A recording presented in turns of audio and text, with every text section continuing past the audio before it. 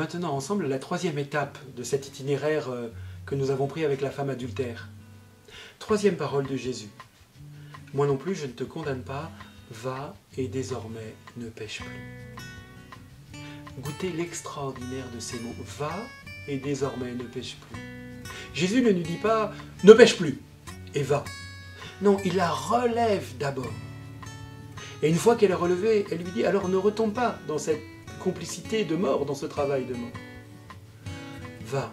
Imaginez cette femme qui s'attendait à être lapidée, sans doute en position fœtale, qui n'est pas lapidée, un homme vient lui parler femme, elle a dû se redresser un peu. Et là, va. Le pardon, c'est la grâce de l'avenir. C'est la grâce de l'avenir pour celui qui est pardonné, mais c'est aussi la grâce de l'avenir pour celui qui pardonne. Quand nous n'arrivons pas à pardonner, et comment ne pas le comprendre, et je ne peux juger personne, mais finalement nous subissons une double peine.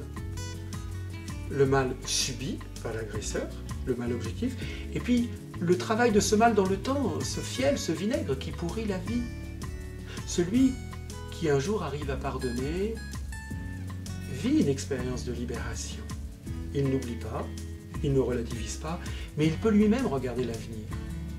Grâce de l'avenir pour celui qui pardonne, grâce de l'avenir pour celui qui est pardonné. Va, tu as fait ce mal. Il n'est pas relativisé ou oublié, mais ton avenir n'est pas dans ton passé. Le mal que tu as posé n'est pas la parole définitive de ta vie. Va, c'est une grâce d'avenir, c'est une grâce de résurrection.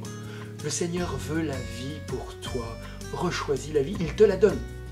Et il te donne du coup, dans cette grâce de vie, les moyens de sortir de ce péché. Ne pêche plus, ne deviens pas à nouveau complice de ce travail de mort.